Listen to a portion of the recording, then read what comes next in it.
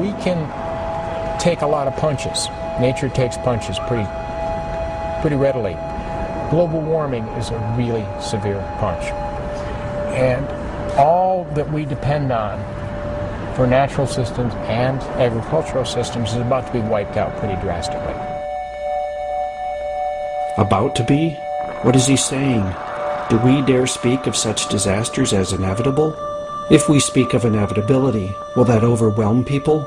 Will they slide into apathy and diversion? Isn't that where people already are? I don't feel like I can afford to look at anything less than the truth. And then I must ask, what are we made of? Who will we be in the face of such truths? If we don't look at these things, one thing seems certain. Generations to come are not going to be very happy with us for refusing to get serious about these hugely important issues. What really gets me is it's not just our human descendants. Millions of species and more are now threatened by our behavior. And for many of them, there will be no generations to come. We're killing off all the life forms that give us life. We have black holes in the ocean. There are no fish in places in the ocean. What's happened to the fish? What's happened? That's my friend Barbara, who spent her life as a teacher and activist, working for the life of this planet. The thing is, we know what's happened. My son Jack knows. He's known since he was a kid. I mean, everybody knows the problems, the deforestation, the pollution of rivers, the garbage, overpopulation, all of these things. The planet isn't built for us to do that. It's not built in such a way that it can take that. I mean, we have to live on the planet. So if we're going to destroy where we're living, then that's going to be a problem. Destroy where you're living. A problem? What are the analysts and scientists saying? Geologists mark geological time by catastrophe. When did the comet hit and wipe out all those species? When did the fossil record change? So what was there yesterday was not there the next day. We're in one of those periods right now, but it's human-caused. And we're seeing an order of extinctions now that ranks with the great catastrophes on the planet. Currently, we are driving species to extinction probably 1,000 times faster than they should be. We will lose somewhere between a quarter, maybe as many as a half, of all the species on Earth within the next century. I think what he's saying is, that would be bad. When I spoke with Daniel Quinn, he seemed to agree. If this goes on, and on, and on, and on, there's going to come a point when the system is going to collapse. What is it that's going on and on? Nothing less than the people of empire devouring the world. As my friend Kevin put it, humans are taking over the whole planet, and everything else is being crowded out. Crowded out, felled and milled, caught, cleaned, and canned. The numbers show that the culture of civilization is eating itself out of house and home. On land, we consume 40% of what's known as the primary productivity of the planet. If you look at how much green stuff the planet produces every year, we use about 2/5 of that. We consume it, our domestic animals consume it, and we use wood and fibers like cotton. I drive through the country and see it. Forests are now fields and parking lots and box stores. We grow crops and livestock and billboards and cell phone towers, bulldozing and bush hogging our way around the globe. And it's a destruction of the places where species live that's the principal cause of species becoming extinct. It's the same story in the oceans. Many people think that the oceans are vast and untouched. And in actual fact, we take about 1/3 of the production from the oceans too. Our fish stocks all over the coast of the United States and certainly around the world are getting perilously close to collapsing. Most of the desirable large predatory fish, snapper, swordfish, and the like, have been reduced down to 10% of their previous population. Down to 10%? Maybe that's why we're now eating tilapia instead of cod. The cod is almost gone. And with your tilapia, may I suggest a big tall glass of drinkable water? When it comes to fresh water, we probably take about half of the available fresh water.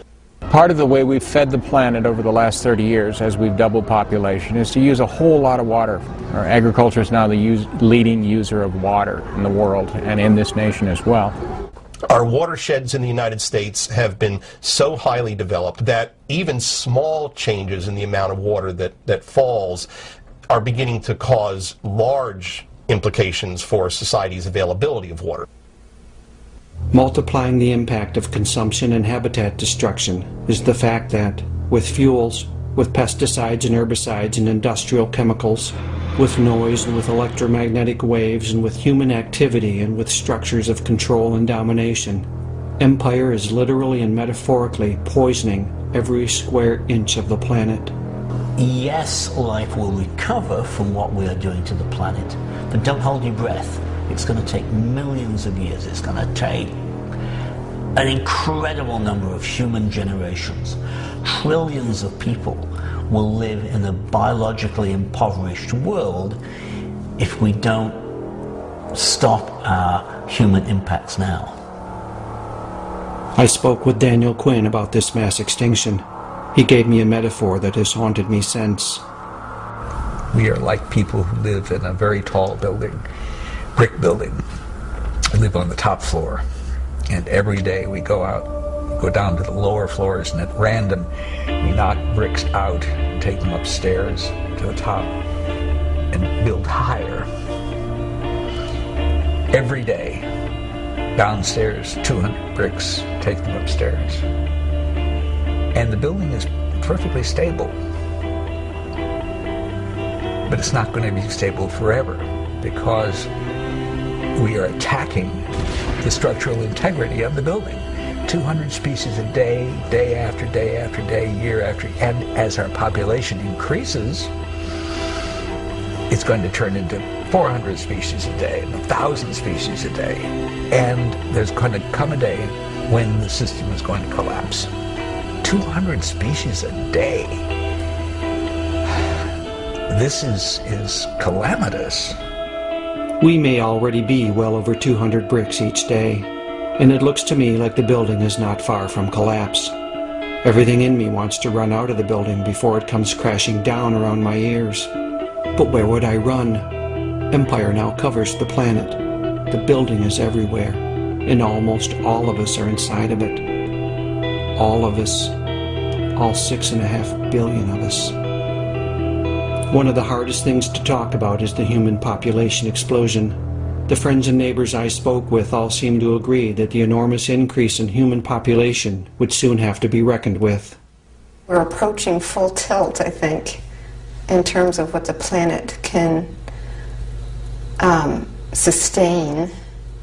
Any species that has outgrown its environment is pressed for resources. Is it just all going to end, and is that going to be the solution? You know, are we going to become extinct like the dinosaurs? Equilibrium will be re-achieved. Unfortunately, nature is a harsh taskmaster. Because we're so intelligent, because we're such a different class of animal with such a big brain, we have the ability to understand and foresee and prepare and stuff for these things. It doesn't mean we will. How will we face into the issue of human population? I went to speak with William Catton, a professor of sociology and human ecology at Washington State University, now retired, and author of an amazing book on ecology and human population called Overshoot. According to Catton's assessment of the carrying capacity of the planet, I think the way we're living now, the world was overpopulated already by the time of our Civil War.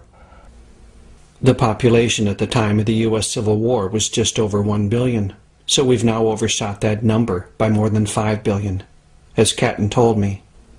It is possible to exceed carrying capacity, but only temporarily. If you exceed carrying capacity, you then damage the environment upon which you're depending. Looking closely, I've come to see that population numbers for humans, in and of themselves, are only part of the story. As Catton points out, it's the damage those numbers do that counts, and that damage is intimately connected to our way of life. The Earth supports as great a collective mass of ants as it does people. It can do so because ants aren't building 6,000 square foot homes, driving 2 hours to their jobs, buying plasma TV sets, and killing each other with depleted uranium munitions. We in the developed world have 32 times the footprint on the planet, on the resources depletion, 32 times the person in India. I think we all know that, though the figure is stunning. And it ought to make us really think and start to talk with each other about this. You talk about how many energy slaves per capita do we have. In this country, we've got something like 70 times as many energy slaves per capita as people in Bangladesh. Instead of thinking of that Bangladesh as the overpopulated country, if you multiply each of us by 70, take that 290 million or whatever number of us there are now, multiply it by 70, wow, we are an overpopulated country. In those terms, the U.S. is a nation of 21 billion people, and my own 3 children add 210 to that number. To speak of population, then, as the root cause of our problem makes little sense to me. It conjures images of crowded third-world cities and teeming masses of human flesh, while the global impacts of rich first-world lifestyles go unexamined. Big feet, more and more feet, and more feet getting bigger and bigger. And if these feet just keep on walking, one of these days they're going to walk right into oblivion. It cannot be sustained for much longer. There are any number of catastrophic forces that could lower our numbers as oil depletion, climate change, and environmental collapses play out. One thing large populations are especially prone to is disease. Microbes are going to have a lot more to do with it than humans have to do with it in the end. And nature, and we're still governed by natural rules. We don't like to think we're not, well, we are. And when you put together the kind of biomass that humans represent on this planet, we're an asset to somebody. We're a resource. But it may be possible to meet the situation with consciousness and intention. Once we get to the peak human population, wherever that is, I hope it is 8.5 billion rather than 12 billion, but it's going to be high. Whenever we get there, what? Do we have a vision of what we should do? I mean, we got to the peak, and there's trouble all around us. What should we do? Somehow we've got to devise a way for obtaining a soft landing as we reduce the population from 6+ billion down toward 1 billion.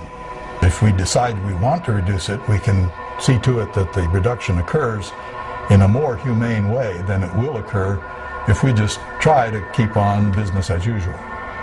Humanity's never